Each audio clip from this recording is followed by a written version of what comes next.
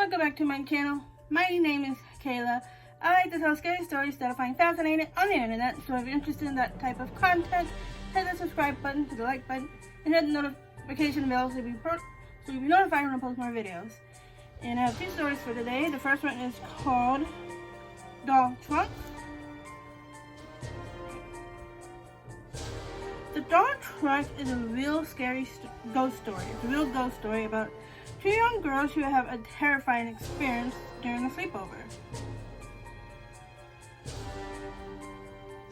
A few years ago, my aunt and my cousin Lisa moved house. When they were moving in, the house was empty except for an old trunk. When they opened it up, they found it was full of dolls. Lisa really liked dolls, so she decided to keep them. After all of the furniture was moved into the house, they got settled in, some weird things started to happen. It seemed as if the trunk full of dolls would move around the house at night on its own. One day, the trunk would be in Lisa's room, and the next morning, it would be up in the attic. At first, they didn't really notice what was happening.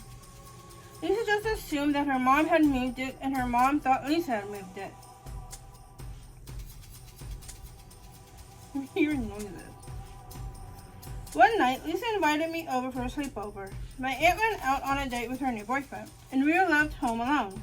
It was around 2 a.m., the bewitching hour, when we heard a loud crash. It sounded like it came from upstairs. We raced up the stairs to investigate and found the trunk sitting in the middle of the hallway. All of a sudden, it went flying past us and tumbled down the stairs.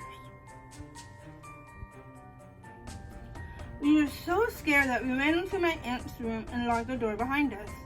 We stayed there for about an hour, but we didn't hear anything else. We assumed it was safe to come out. When we opened the door, we saw something that completely freaked us out. All of the dolls were standing in a line outside the bedroom door.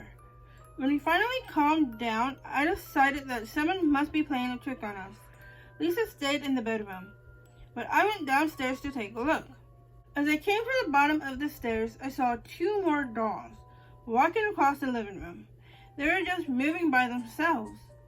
I nearly had a heart attack. I ran back up the stairs, but when I came to the hallway, I saw that the dolls were gone.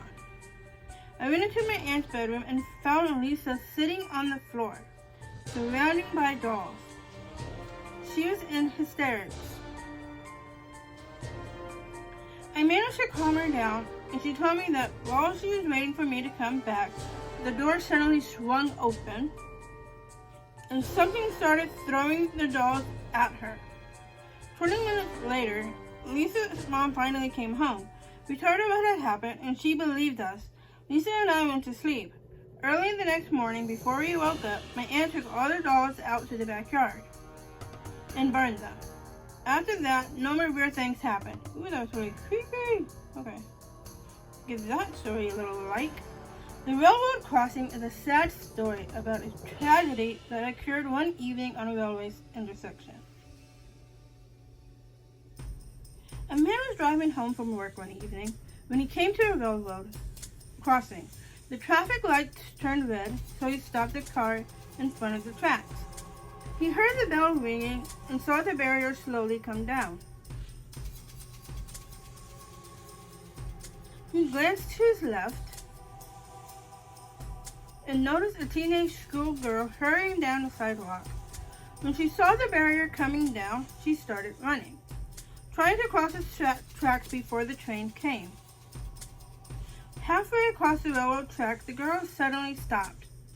Her foot was caught in the gap between the wooden slates and the metal rail. The train was approaching fast. The man watched in horror as the girl tried desperately to free her leg. He jumped out of his car and ran over to the barrier, waving his hands and shouting, attempting to warn the train driver it was no use. The girl couldn't free herself and screamed out, "I don't want to die." The man turned away and hid his eyes as the train thundered through the intersection. He cringed as he heard the girl's scream suddenly cut off by the deafening clack, clack, clack of the train on the tracks. As the train roared off into the distance, he gingerly opened his eyes and forced himself to look. He braced himself for the terrible sight he was expecting to see, but the railroad tracks were completely empty. There was no sign of the girl's mangled body. There was no blood at all. He looked around, wondering what had happened to her. Where could she be? Did she manage to free herself in time? Just then, he noticed a marble plaque on the wall between the barrier and the railroad tracks. It was surrounded by flowers and candles. The inscription on the plaque read, "In loving memory of our darling daughter, she was taken from us much too soon. Rest in peace." Ooh, you saw a ghost. Wow, okay. Hope you guys like the story, please. Both stories. Give it a like. Give the video a like if you enjoy the stories. Hit the subscribe button. Hit the notification bell. And on to the next.